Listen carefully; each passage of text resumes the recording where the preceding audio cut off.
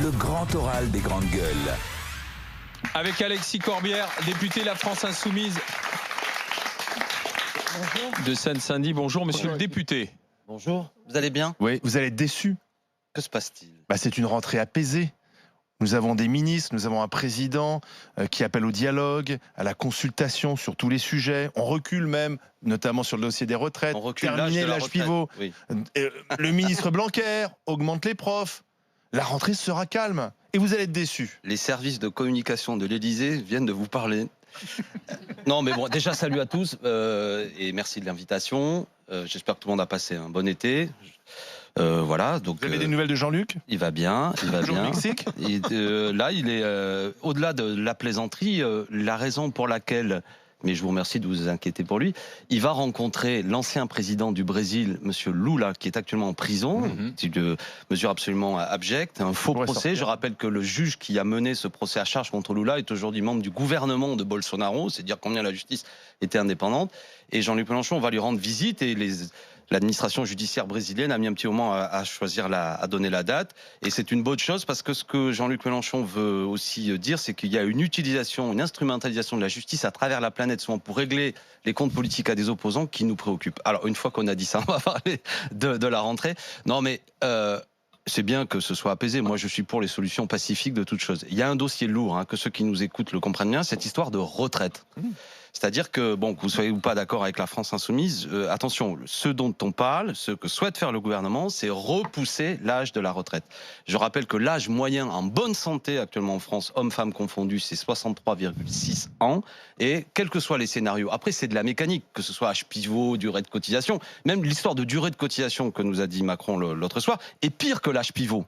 Parce que ça risque de faire partir encore plus tard à la retraite. Et moi, je me félicite pas que dans un grand pays comme le nôtre, finalement, on banalise le fait que bientôt, certains vont devoir partir à la retraite à 65, 66 ans. 65 ans, c'était le cas jusqu'en 1980. Ou alors, non, mais d'accord, mais aujourd'hui, on est un pays riche. Je pense qu'il faut. Qu'est-ce que c'est l'enjeu? Pourquoi ils font ça? C'est que ça va amener à ce que les gens ne vont pas aller si loin, souvent parce qu'ils ont subi un licenciement, etc.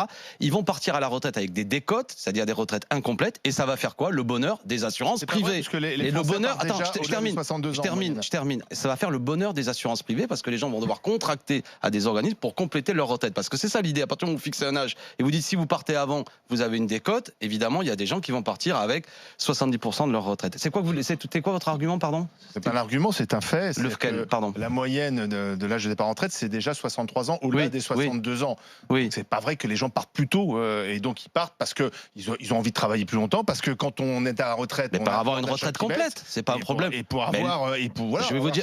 C'est pour avoir une retraite complète. Vous savez, vous faites un métier qui vous passionne. Attendez, Olivier Truchot, vous faites un métier qui vous passionne et pour lequel vous êtes bien rémunéré. Je suis content pour vous. Il n'y a pas de problème. Vous sans doute de retraite. Non, mais vous sans doute que vous direz, et le jour où vous partirez à la retraite, que la direction des RMC vous aurez un pincement au cœur et vous direz allez, je peux peut-être tirer. Non. Pour beaucoup de gens, je vous assure que pour beaucoup de gens. Pour beaucoup de gens, pas tous, mais il y a des gens ils veulent partir parce qu'ils en ont assez, ils sont fatigués. La question c'est qu'on est obligé de travailler plus longtemps, Alexis Corbière. Pourquoi on est obligé? Mais parce que le système, si vous voulez maintenir votre système, on est obligé de travailler plus longtemps. Il y a moins d'actifs, il y a plus d'inactifs et moins d'actifs. Alors une population active qui vieillit. Oui, mais si vous faites travailler plus longtemps, ça fait moins de place pour les jeunes. Ça fait moins de place pour les jeunes. C'est assez absurde d'ailleurs. Je rappelle que bout de jeunes. Mais si. Deuxièmement, le chômage a baissé dans tous les pays où la retraite est à 65 ou 67 ans. Ah bon? Non, attendez. Après, il faudrait aussi discuter de comment il y a des gens qui sont aussi rayés des vrais chiffres du chômage, et notamment vous évoquez en Allemagne où c'est un problème. Non, mais on peut après réfléchir à comment on élargit l'assiette de cotisation.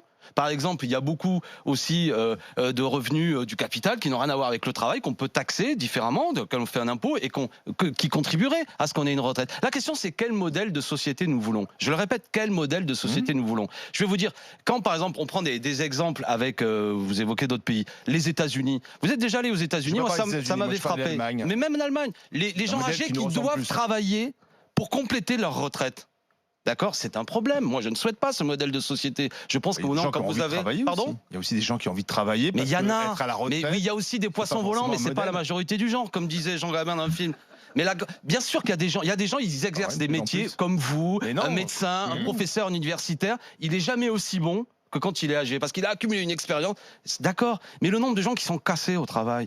Je veux dire, 63,6 ans, la durée de la moyenne d'âge en France, en bonne santé, ça devrait nous interpeller. Moi, ce que je dis, c'est que si des gens veulent travailler plus longtemps, d'accord, mais quand vous êtes obligé pour avoir une retraite complète. Et je répète... Donc vous êtes contre le fait de travailler plus longtemps, ça c'est clair. Bah, je suis pour qu'on fixe un âge. Moi, je pense que 60 ans, c'est bien.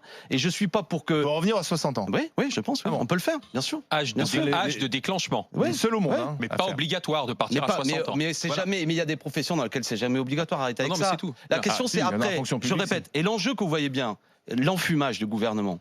Ils font ça au service d'assurance privée. Ils vont vous faire un système de décote où ils vont vous dire vous pouvez partir à la retraite, mais votre retraite elle n'est pas complète et vous allez avoir il va fleurir le business des assurances privées, voilà, et qui va être encore plus compliqué. On nous dit aujourd'hui il y a plusieurs systèmes de retraite, mais avec les assurances privées il y en aura encore plus, c'est-à-dire que chacun aura un système différent selon l'organisme dans lequel vous cotiserez. Et moi je veux pas de ça. Je veux pas que les riches cotisent à des bons organismes d'assurance privée qui fait que quand ils partent à la retraite, jackpot, ils ont en plus un petit pactole et que les pauvres gens bien souvent n'y arrivent pas ou cotisent à des organismes qui en plus font que ce système privé, dans certains pays on a vu, parfois ça s'effondre et l'argent que vous avez cotisé dans l'assurance privée, il a fait faillite parce que c'est ce qu'on appelle tous ces fonds de pension qui investissent souvent de manière dégueulasse dans des organismes uniquement dans le profit. Allez, donc défendons les retraites, ça c'est le gros dossier de la rentrée. Vous voyez, je suis apaisé mais déterminé. Je pense quand même Trois qu'aujourd'hui, questions rapides. je pense quand même Johnny, Étienne et qu'aujourd'hui, Zora.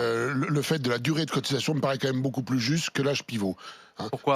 Pour les carrières longues, moi j'ai commencé à bosser, j'avais 15 ans. Ouais. Eh ben, je pense que je cotise depuis l'âge de 15 ans. Je vois pas pourquoi, moi, il faudrait que j'ai 2-3 ans de cotisation de plus que celui qui a bossé à 20 ans. Donc cet âge pivot, moi, ne me convient pas. Je C'est pense plus juste la durée de cotisation. Ah ben, tout à fait, T'as commencé tôt, ben, tu pars plus tôt. T'as commencé plus tard, tu pars plus tard. Oui, mais actuellement, ça c'était le système auparavant. C'est-à-dire que moi j'étais pour, par exemple, 37 annuités et demie, ça a été longtemps le système. Aujourd'hui, on a monté à 41 annuités et demie.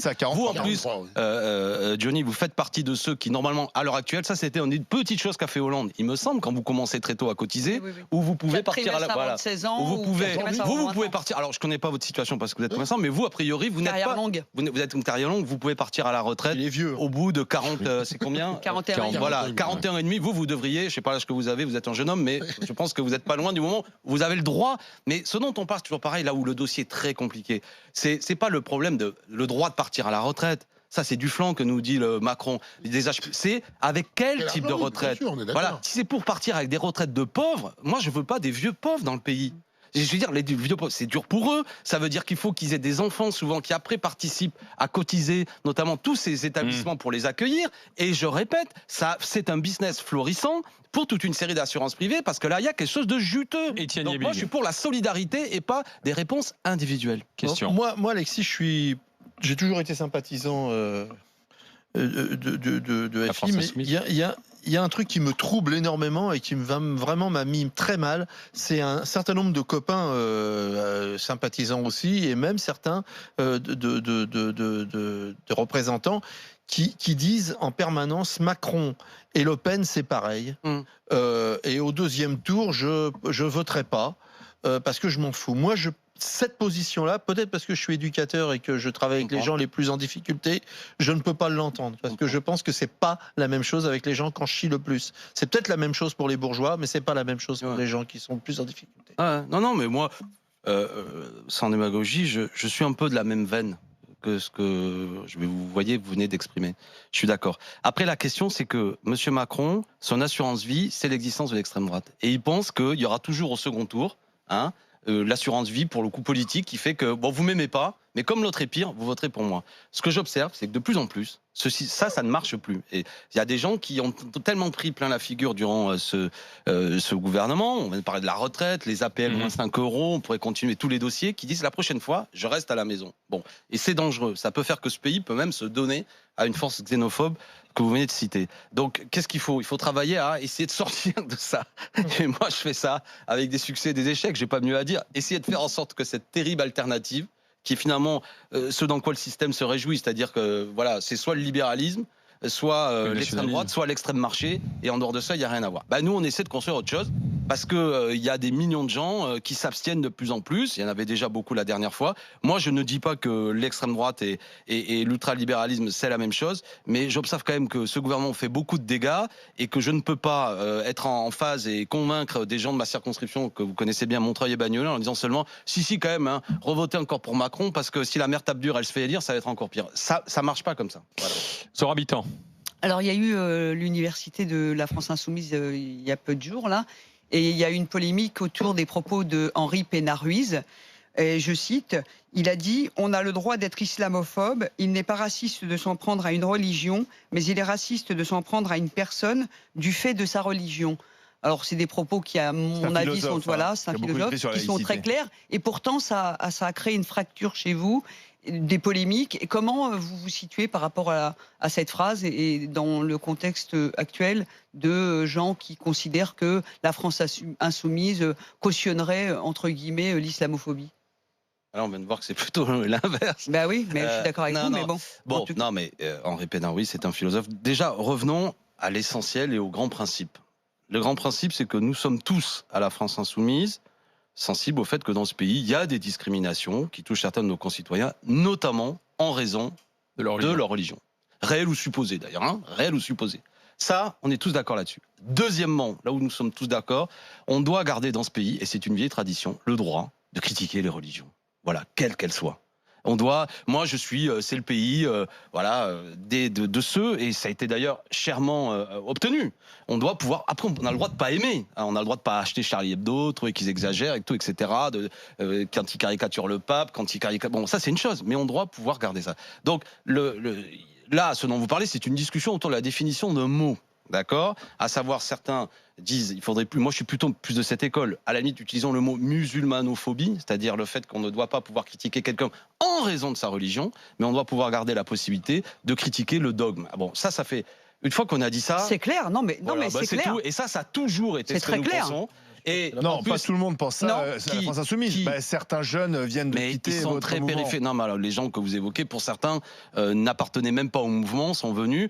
Qu'on veuille. Et là, je veux dire, là, je lance un appel à ce micro. Ne tombons pas dans le piège qu'on veut nous tendre. C'est un vieux piège, s'engueuler sur la religion. En plus, là, tout le monde est d'accord. D'accord ? Donc, ceux qui, avec gourmandise, cherchent à faire des communiqués, à n'en plus finir pour dire tout et n'importe quoi, voire même en sous-entendant qu'il y aurait des gens qui seraient xénophobes à la France insoumise, c'est absurde. Par contre, oui, la France insoumise défend, c'est son histoire, sa tradition, c'est un mouvement laïque. Le fait que dans ce pays, je rappelle d'ailleurs que la majorité de nos concitoyens n'ont pas de religion, il faut, je défends et je défendrai physiquement, s'il le faut, le droit pour les gens de pratiquer leur religion, mais je défends aussi le fait qu'on a le droit de critiquer. C'est un débat qui traverse oui, mais alors, tous les mouvements politiques entre les... Non mais c'est bien, mais au moins ça a le mérite d'être clair. Et ceux qui défendent un modèle plutôt communautariste. Non, mais moi, ça n'est pas mon cas. Et la France insoumise est traversée par ce débat aussi.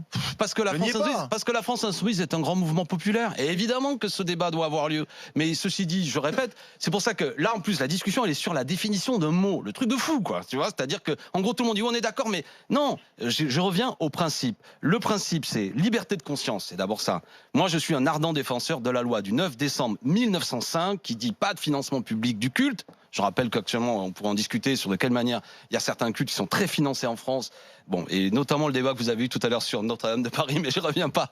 Passons. Et après, liberté de conscience. Et à côté de ça. Liberté de critiquer toutes les religions. De fait, oui. Voilà. De fait. Okay. Mais avec ce distinguo, faisons la différence entre on a le droit de dire une religion, c'est obscurantiste, etc.